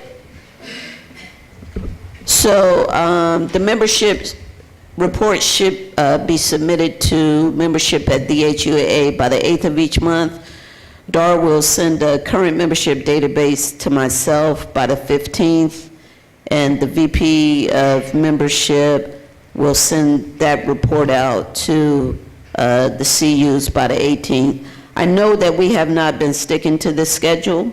The Department of Alumni Relations has been really busy, but ask El Haji, he'll let you know that I bug him right before the 15th of every month asking for a report. So as soon as I get it, then I send it out to the constituent units, and the constituent unit, to the region chairpersons, and the region chairpersons send the reports out.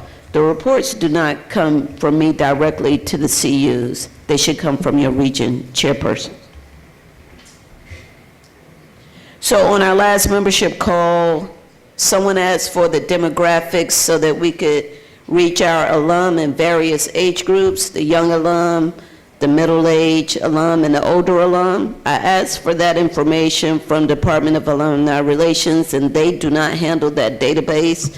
That database is handled by another department.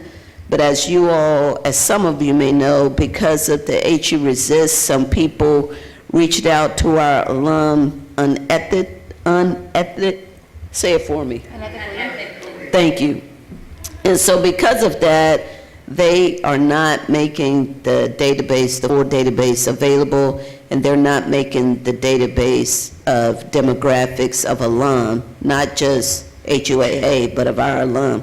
They're not making that available. To us? Right. Who is? Who? What's the chairman's office? They have access to that.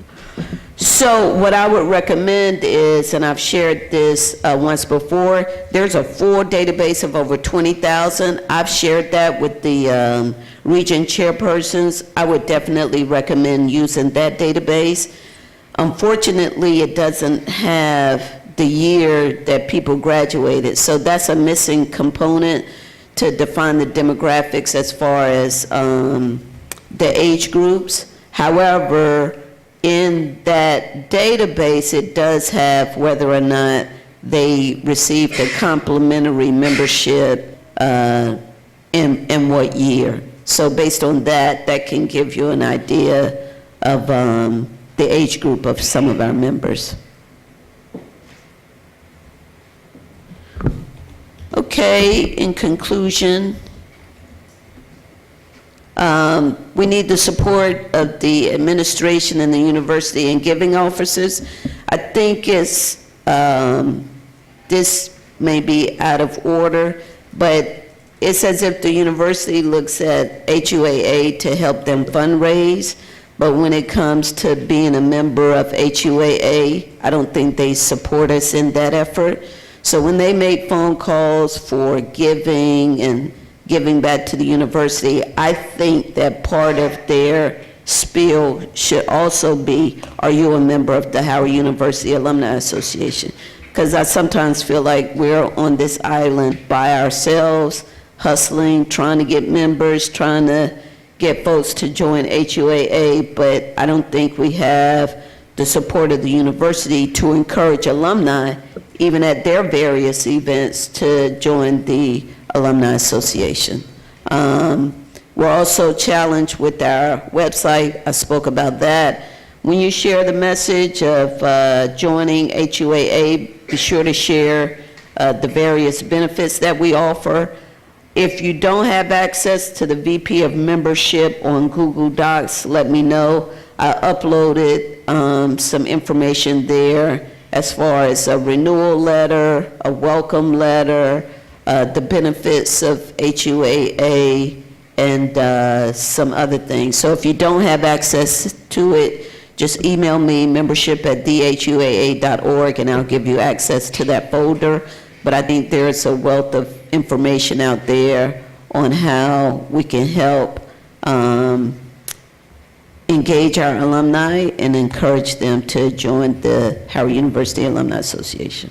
All right, that's it. Any questions? Can you turn the lights up?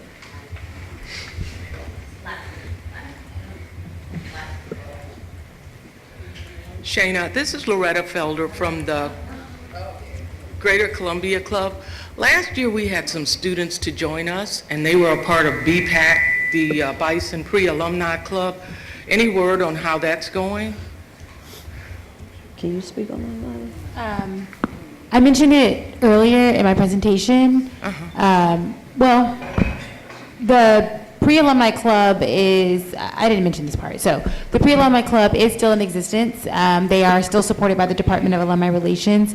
They went through some leadership changes, so there was a little bit of a lag between the two, but we are looking to support them for specific events this year. And they are working to get us a calendar of what those events look like and where we as alumni body can step in and host educational sessions, lunch and learns, et cetera, with the students to connect with alumni. Okay, and one additional question. Are minutes from this meeting going to be available, Google Docs? Or? Yeah, they should be sent out by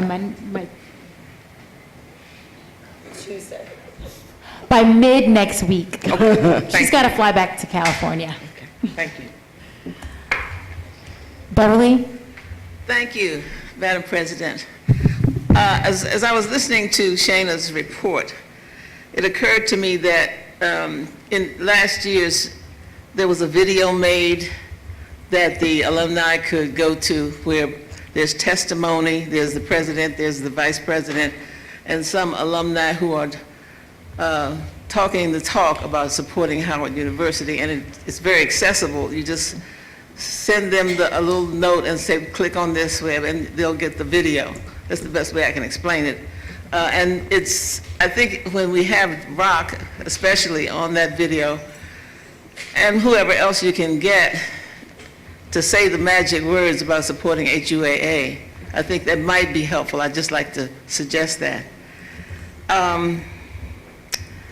I did not get my ballot To vote? to vote because on, I think, one or two of the membership printouts had truncated my email address.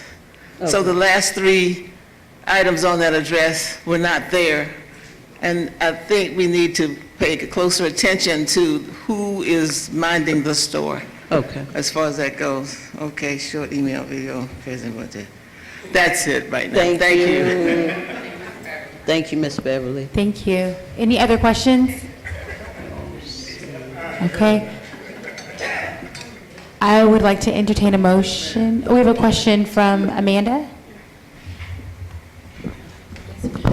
So just my question is about the decline in membership, and maybe the regional chairs can actually help with this too, because you're on the ground. But it looks like a 50% decline. Close. Close, right? And I know there was a website issue, but certainly all of that can be contributed to the website No. because the majority of our members don't even join by website, right? No, True? they do. The majority do? Yep. But this was what, a 6 month, 1 month? 8 months.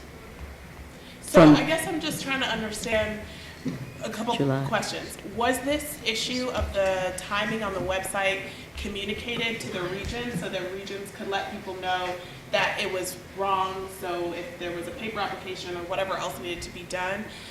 2, if there are other trends that are things that are happening in the region or from the university or the website that we need to be aware of exactly why membership is down. I just want to know, I don't know if it's the membership committee, but if there was a survey or questionnaire sent out to field from the regions what the problem is, because I would assume it can't be in total the website. Right.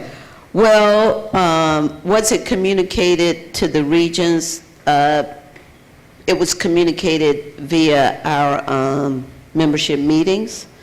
So I could have done a better job with communicating that via email to let them know about the problem.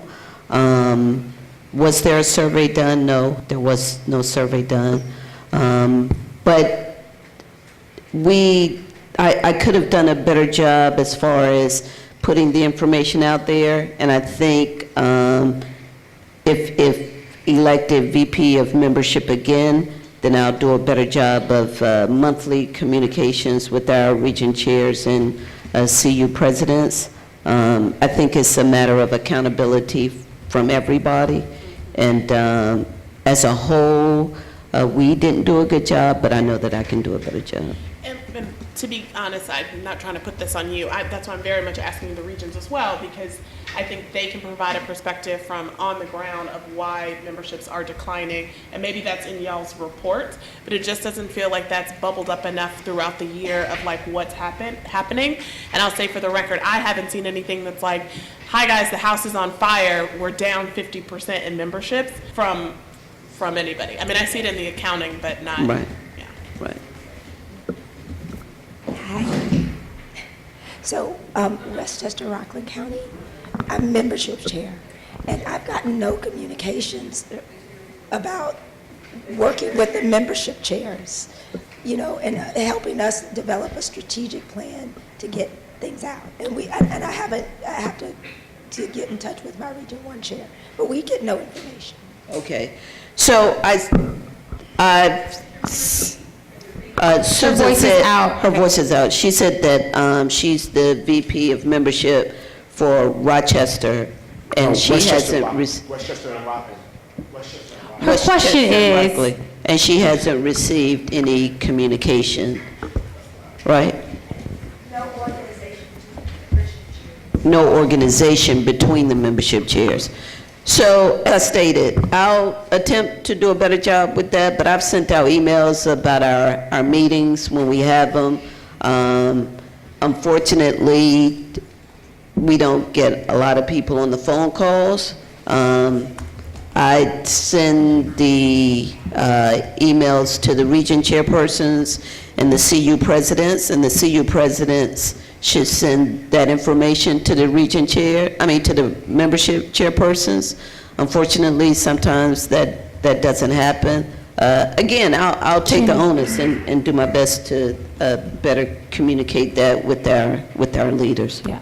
I would also just say a couple of things. So Shayna has meetings quite often, and they're very poorly attended, thank you.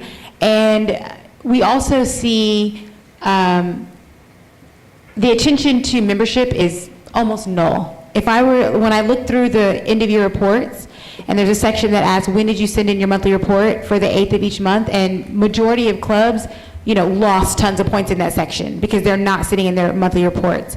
And so what I've been asking Shayna to do, and Shayna's like, no, I don't want to do that, which is probably for good reason, is to blast it, right? All the clubs listed, who's sitting in their reports each time and who's not. And it's a ton of clubs who are not sitting at those reports on a monthly basis. So what I'm saying is, the mindset around membership needs to shift, right? And we can keep looking for everyone to do something different. I know there's a lot more I can do, there's a lot more Shana can do, there's a lot more each of you can do, and I'm not looking to one person to transform this membership problem for everybody. But there is something that we can start doing, and one thing that I want us to start with is looking with the people who are already members. We are losing way too many people from not getting renewal membership back in. So what I would like for all of our regions and district unit presidents to do in the next 10 days is to look at your membership numbers and to see who is not active this month that was active a year ago when our numbers were 5,000. And then email them and ask them to join, right? That's step one. And when you ask someone through a personal email or a phone call or a text, they 90% of the time rejoin and connect. We also don't have the data around this. We don't have the numbers to support what I'm saying, right? So can you all tell me what % of your members did not renew? Can you tell me what % of your 100 members are new this year, first-time members? Do you know how many of them lapsed over the last 2 years and rejoined because you had this amazing event? What metrics are you tracking? And maybe that comes from a strategy perspective that Shana can help build for you all, but what metrics are we using to track and to gain an understanding around membership? Because this is a problem that will bring us back into the same financial state that we were in 2 years ago. So us cutting expenses from the financial side is great, but it's not sustainable if we cannot bring our membership numbers up. We are a membership-driven organization. That is our main source of revenue, and so we have to get our numbers back up. And it's a group-wide effort that we all need to come back to the table to and to strategize around some solutions. So let me also say, with the Department of Alumni Relations, we got two people. Yes. It's Caleb and El Haji. And some of what I do as far as getting these membership reports and segregating them for the regions and sorting them and that kind of thing, that's done by a staff member. So some, not all, but some of what I do, and to Nadia's point about a matrix, and then one of our members asked for the demographics, that, in my opinion, Alumni Relations should provide that data for us. I mean, they're the ones that should do that for us, but because we're short-staffed, some of that onus falls on me to try to help them with that, but they are caught up in doing so much of what they do that some of this is just not feasible right now. I mean, some of it just isn't. It's a lot, but I mean, we can try to get that information, but it's a huge challenge. We are out of time. I know there are some questions. Can I take all three of the questions at once? If you think you can, that's let's fine. try, because or if you think your question can be saved to talk to Shana after. No, go ahead. Okay. No. Hi again. My name is Annette Holmes, and I didn't mean it like that. No, it's fine. Okay. That's why I asked the question. First thing first, the club reports were canceled, to my knowledge, and I'm a president of Houston, and to my knowledge, it was told to me that we would no longer send in monthly reports. And I even brought this up, I think, last year,